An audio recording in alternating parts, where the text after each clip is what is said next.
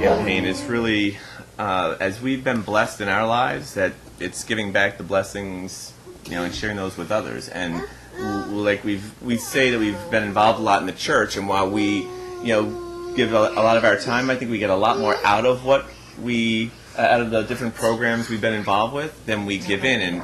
And the same thing happens when, we look at our blessings or our gifts, whether it be financial or our personal energies, that no matter how much you give or how painful it is, what comes back is tenfold at least. Stewardship also means that we're, involved with the people in the church, and so we, it's all part of the, again, the connection of being a part of a church, and you're giving with your presence at church, you're giving with, your tithing and things like that, and so it's all a part of that, that community.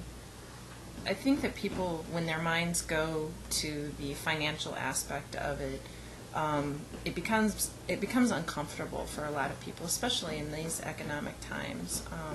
I think that people, they feel like, church is one of those places that you don't necessarily need to contribute to financially when you have all these other financial needs, just basic needs, food, shelter, clothing, and things like that have to be met.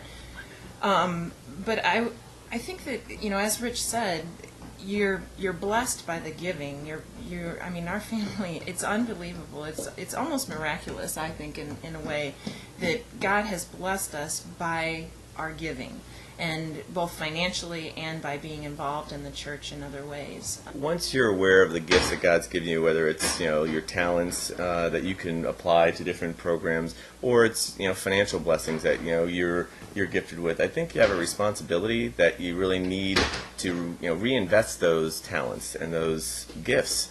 And I think that's where we find every time we reinvest them, and it takes a conscious decision to look at what level.